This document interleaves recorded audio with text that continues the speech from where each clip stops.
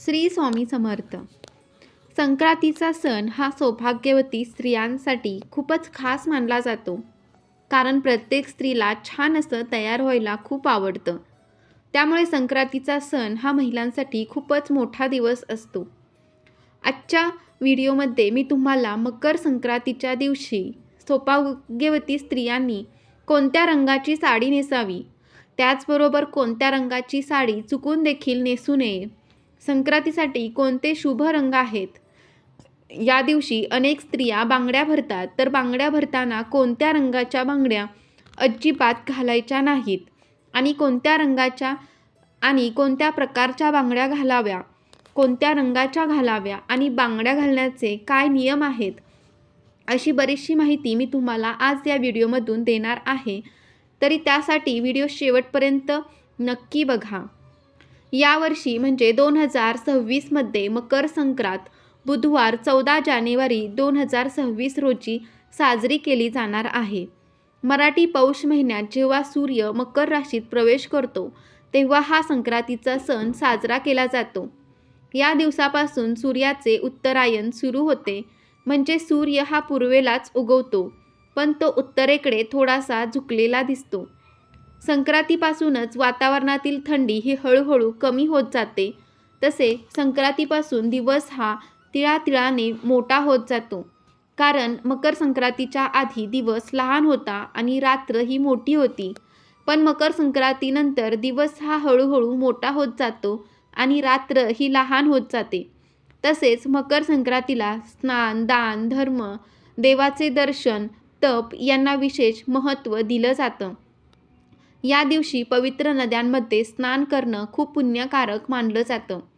तसेच या दिवशी दान केल्याने सर्व प्रकारच्या मनोकामना पूर्ण होतात आणि खूप प्रकारचे पुण्य प्राप्त होते. तसेच सूर्यदेवाचा आशीर्वाद देखील प्राप्त होतो. विशेष म्हणजे मकर संक्रांतीचा सण हा नात्यातील गोडवा वाढवण्यासाठी खूपच महत्त्वाचा मानला जातो.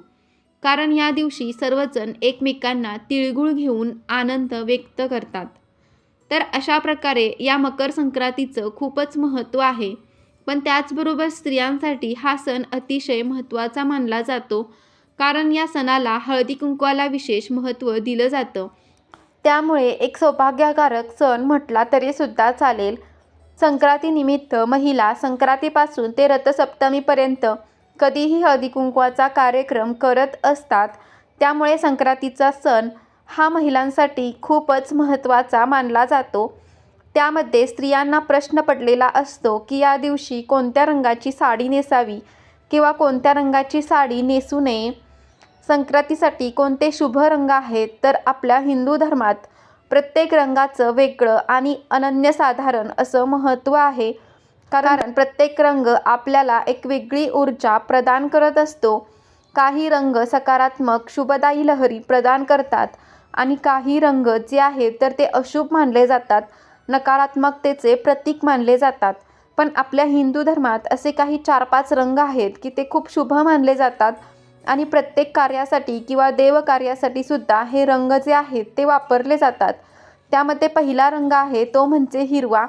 हिरवा रंग हे सौभाग्याचे प्रतीक मानले जाते. कारण की नवरीसुद्धा लग्नामध्ये हिरवा रंगाचा चुडा भरत असते. नवरीसुद्धा लग्नामध्ये हिरव्या रंगाच्या बांगड्या भरत असते. महिला लग्न झाल्यावर सुद्धा हिरव्या रंगाच्या बांगड्या हातामध्ये घालत असतात. कारण त्यामुळे पतीचं आयुष्य वाढतं. पण हिंदू धर्मशास्त्र सांगतं. त्याचबरोबर हिरवा रंग हा निसर्गाशी संबंधित असल्यामुळे एक प्रकारची वेगळीच ऊर्जा तुम्हाला मिळते. शास्त्रातही हिरव्या रंगाला खूप महत्त्व दिलं जातं. ताणतणावाच्या प्रसंगी हिरव्यागार झाडाकडे किंवा हिरव्यागार गवताकडे काही वेळ मनसोक्त पाहिल्याने देखील मन जे आहे तर ते शांत होतं. आपल्या डोळ्यांना शीतलता प्राप्त होते. त्यामुळे हिरव्या रंगाचं खूप आणि अनन्यसाधारण असे महत्त्व आहे. त्याचबरोबर आपण देवीची ओटी भरताना सुद्धा हिरव्या रंगाचा ब्लाउज पीस किंवा हिरव्या रंगाची साडी घेतो. त्यावरून हिरवा रंग हा देवीला किती प्रिय आहे तर ते आपल्याला समजतं. त्यामुळे जर शक्य झालं तर तुम्ही किंवा तुमच्याकडे असेल तर हिरव्या रंगाची साडी अवश्य नेसा. नसेल तर आपल्या हिंदू धर्मशास्त्रामध्ये लाल रंग हा देखील खूप शुभ मानला जातो. लाल रंग हा सर्वात आकर्षक मानला जातो. देवी लक्ष्मीला देखील लाल रंग हा खूप प्रिय आहे. लाल रंग हे तेजाचे प्रतीक मानले जाते. लाल रंग हा शौर्य, संघर्ष, उत्तेजन, आवेग, उत्साह, शुभेच्छा, साहस आणि नवीन जीवनाशी संबंधित मानला जातो. बघा, आपण रोजची देवपूजा करताना सुद्धा किंवा कोणतीही इतर पूजा मांडताना सुद्धा पाटावरती लाल रंगाचे वस्त्र टाकतो. कारण की लाल रंग हा सर्व देवांना, त्याचबरोबर माता लक्ष्मीला सुद्धा अत्यंत प्रिय आहे. त्याचबरोबर आपल्या सौभाग्यातील एक सर्वात महत्त्वाची गोष्ट म्हणजे कुंकू. हे सुद्धा लाल रंगाचं असतं. कारण की सौभाग्यातील सगळ्यात महत्त्वाची गोष्ट म्हणजे हळदी कुंकू. त्यामधील कुंकवाचा रंग हा लाल असतो. त्यामुळे लाल रंगाचं महत्त्व हे खूप जास्त आहे. हा रंग उत्साह, सौभाग्य, उमंग, धैर्य आणि नवीन जीवनाचे प्रतीक मानले जाते. त्यामुळे शक्य असेल तर तुम्ही संक्रांतीला लाल रंगाची साडी अवश्य नेसू शकता. त्याचबरोबर तुम्ही केशरी किंवा भगव्या रंगाची साडी देखील नेसू शकता. कारण केशरी रंग, भगवा रंग हा सुद्धा खूप महत्त्वाचा मानला जातो. हा रंग सूर्योदय आणि सूर्यास्ताचा रंग आहे. केशरी रंग हा ज्ञान, त्याग, शुद्धता आणि सेवेचे प्रतीक मानला जातो. छत्रपती शिवाजी महाराजांच्या सेनेचा ध्वज, रामकृष्ण आणि अर्जुन यांच्या रथाचे ध्वज केशरी रंगाचे होते.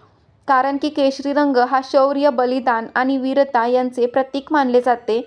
तसेच केशरी रंग हा दैवी शक्तीचे प्रतिनिधित्व करतो. या रंगातून एक सकारात्मक ऊर्जा प्रवाहित होते. त्यामुळे तुम्ही केशरी रंगाची साडी जरी घेतली तरी सुद्धा तुम्हाला एक नवीन प्रकारची ऊर्जा मिळते. आता मी जे काही तुम्हाला रंग सांगितले ते शुभ रंग आहेत आणि संक्रांतीच्या दिवशी आपण अशा रंगाचे कपडे परिधान केल्याने असे रंग बाहेरची उष्णता शोषून घेतात, आपले शरीर उबदार ठेवतात. त्यामुळे शक्यतो तुम्ही या रंगाचे कपडे परिधान करा. थंडीपासून आपलं संरक्षण व्हावं म्हणून गडद रंगाचे कपडे या दिवशी घातले जातात. मकर संक्रांत हा असा एकमेव सण आहे की या दिवशी काळ्या रंगाचे कपडे आवर्जून घातले जातात किंवा काळ्या रंगाची साडी आवर्जून नेसली जाते. मकर संक्रांतीच्या दिवशी काळे वस्त्र परिधान करण्याची प्रथा आहे. मकर संक्रांतीच्या दिवशी रात्र मोठी असते. या दिवसापासून दिनमान वाढायला सुरुवात होते. काळोख्या मोठ्या रात्रीला काळ्या रंगाची वस्त्रे नेसून निरोप दिला जातो. दुसरं महत्त्वाचं वैज्ञानिक कारण म्हणजे या रंगाच्या वस्त्र जे आहे तर ते उष्णता शोषून घेतं. मकर संक्रांती थंडीमध्ये येत असते. थंडीच्या दिवसात आपलं शरीर उबदार राहावं म्हणून मकर संक्रांतीला काळ्या रंगाची वस्त्र परिधान करण्याची प्रथा आहे. थंडीच्या दिवसात तीळ हे देखील शरीरास खूप उपयुक्त असतात म्हणून तिळगुळ देण्याची प्रथा पडली आहे. वर्षभरात कुणाशीही भांडण झालं असेल तर मकर संक्रांतीच्या दिवशी तिळगुळ देऊन क्षमा मागून विसरून जाऊया हा संदेश देण्याची प्रथा आहे. असं या रंगाचं महत्त्व पाहता तुम्ही संक्रांतीला काळ्या रंगाची साडी आवर्जून नेसू शकता.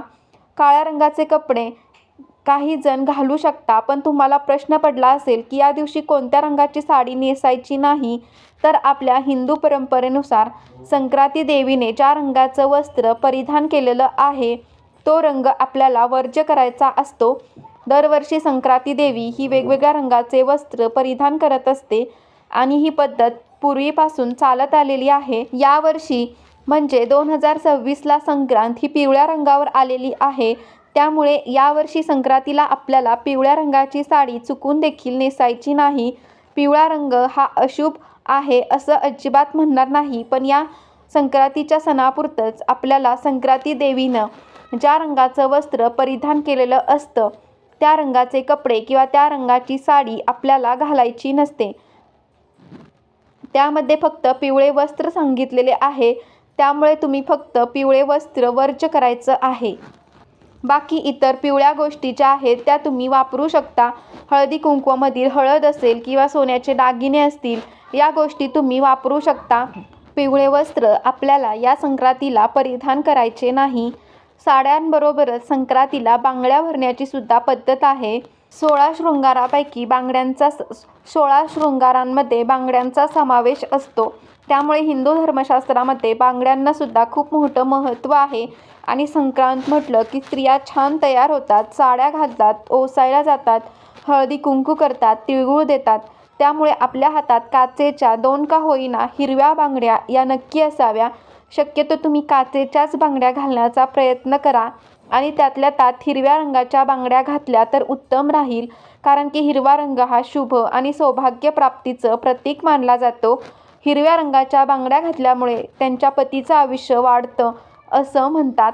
म्हणजेच त्यांच्या सौभाग्यामध्ये वृद्धी होते, वाढ होते, हिंदू धर्मशास्त्र सांगते.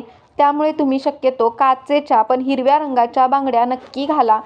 बांगड्या घालताना एका हातात 6 घातल्या तर दुसऱ्या हातात 7 घाला. अशा बांगड्या आपल्याला घालायच्या आहेत. हे बांगड्या घालण्याचे नियम आहेत. म्हणजे एका हातात आपल्याला एक बांगडी जास्त म्हणजे चढती घालायची आहे. बघा, जरी कासाराकडे आपण गेलो बांगड्या भरायला तरीसुद्धा आपल्याला अशाच प्रकारे बांगड्या भरतात. कासार एका हातामध्ये बांगडी जास्त घालतात. पण आपण घरच्या घरी जरी घालणार असो तरी आपल्याला एक बांगडी एका हातामध्ये जास्त घालायची आहे. किंवा तुम्ही किती घालू शकता, 1 डझनमध्ये 12 घातल्या किंवा एका हातामध्ये 13 घाला. बांगड्या घालण्याचे हे नियम आहेत. त्यामुळे तुम्ही शक्यतो या पद्धतीने नक्की घाला.